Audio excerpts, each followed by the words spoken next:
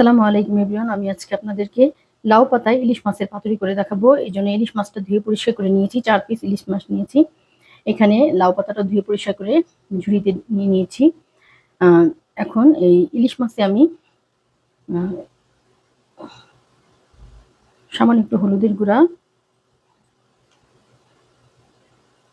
মরিচের গুঁড়া এবং লবণ দিয়ে দিব।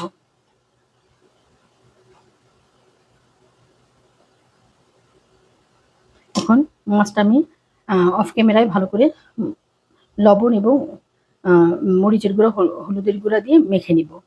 এখানে লাউ পাতায় ইলিশ মাছের পাতুরি করার জন্য পেঁয়াজ কুচি করে নিয়েছি নারিকেল কুচি, একদম কোরানো নারিকেল, এটা লাগবে সরিষা তেল, এবং এখানে ১ চামচ সরিষা, ১ চামচ পোস্ত, ৪-৫টা কাজু এবং ছোট ছোট কাঁচামরিচ, ৫-৬ টুকরা কাঁচামরিচ আমি নিয়ে নিয়েছি। এখন সরিষা, পোস্ত এবং কাজু আর নারিকেল একসাথে আমি ব্লেন্ড করে নিব। এখানে আমি সামান্য একটু লবণ দিয়ে ব্লেন্ড করেছি। পেঁয়াজের জন্য সামান্য একটু লবণ দিয়ে দিলাম। সামান্য একটু হলুদ দিয়ে দিব। যেখানে এখানে কাঁচামরিচ আছে, আবার মাছেও আমি মেখেছি। এজন্য এখন আমি আর মাছে এখানে আর মরিচ দিব না, মরিচের গুঁড়াটা। এখন আমি ভালো করে আগে পেঁয়াজটা কুচি করে নেব।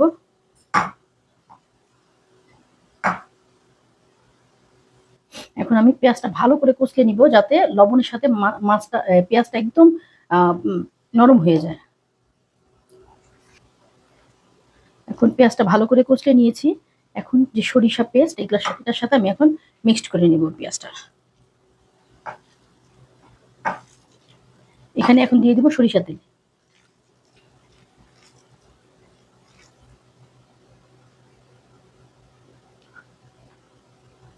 এখন সরিষার তেলে ভালো করে মিক্সড করে নিব।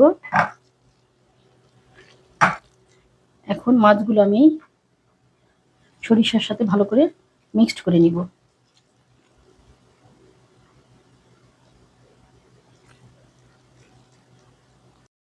এখন আমি মাছের সাথে ভালো করে মিক্সড করে নিয়েছি মশলাগুলো। এখন প্রতিটা মাছ আমি এভাবে পাতা নিয়ে নিয়েছি। পাতার মধ্যে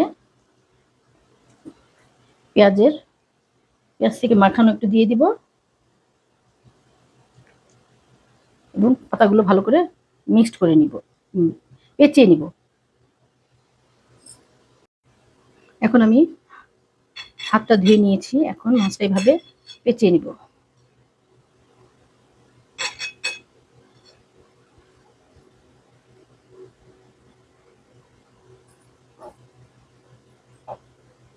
এভাবে সমস্ত মাছগুলো প্যাঁচ দিয়ে নিব। এভাবে মাছগুলো ভালো করে পেঁচিয়ে নিব। এভাবে মাছগুলো পেঁচিয়ে আমি সব মাছগুলো এখন রেডি করে নিব। মাছগুলো আমি সব প্যাকেট করে নিয়েছি। চারপাশ সুতা দিয়ে পেঁচাবো না, এভাবেই মাছটা নরম হয়ে যাবে পাতা, আর মাছটাও ভিতর দিকে সিদ্ধ হয়ে যাবে। এখন এটা ভাজা বসিয়ে দিব। এখন এখানে একটা ফ্রাই প্যান নিয়ে নিয়েছি। ফ্রাই প্যানে সরিষার তেল দিয়ে দিয়েছি।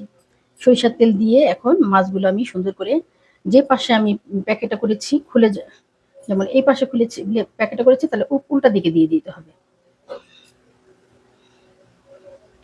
এইভাবে প্যাকেটটা এখানে আছে, উল্টা করে দিয়ে দিব, যাতে প্যাকেটটা না খুলে যায়, এই পাশটা সিদ্ধ হয়ে যাবে। এখন আমি মাছটা ভালো করে ২ পাশ হালকা আছে, একদম মাছটা যেন ভিতর থেকে সিদ্ধ হয়ে যায় তেমন করে আমি ভেজে নিব এবং রান্না করে নিব। এখন এখানে দিয়ে দিব একটা ঢাকনা, হালকা আছে। এখন আমি মাছটা ভালো করে ভেজে নিব। এক পাশ কমপ্লিট হয়ে গেছে। এখন আমি অপর পাশ উল্টে দিব।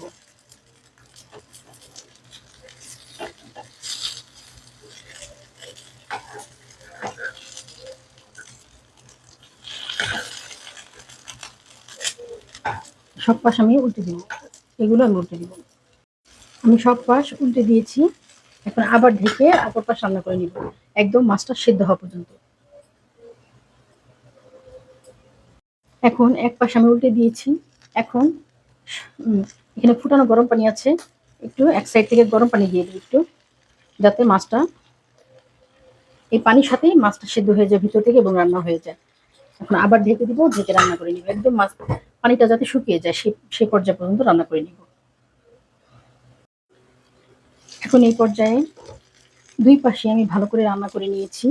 হয়ে গেছে আমার লাউ পাতায় ইলিশ মাছের পাতুরি।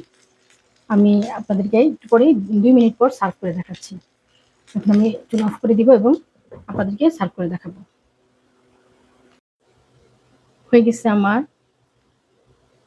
লাউ পাতায় ইলিশ মাছের পাতুরি রেসিপি। আপনারাও আমার রেসিপি ফলো করে বানাতে পারেন। যদি আমার রেসিপিগুলো আপনাদের ভালো লাগে তাহলে আমাকে সাপোর্ট করবেন এবং আমার নিত্য নতুন রেসিপি দেখার জন্য আমার পাশে থাকবেন। এই লাউ পাতায় ইলিশ মাছের পাতুরিটা খুবই টেস্টি এবং খুবই মজাদার। যখনই আমাদের বাসায় লাউ শাকটা আসে তখনই আমি লাউ শাকের এই ইলিশ মাছের পাতুরি রেসিপিটা করি, কারণ এটা খুবই টেস্টি। আপনারা আমার রেসিপিটা ফলো করে একবার বানিয়ে দেখবেন। খুবই টেস্টি এবং খুবই মজাদার এই গরম ভাতের সাথে।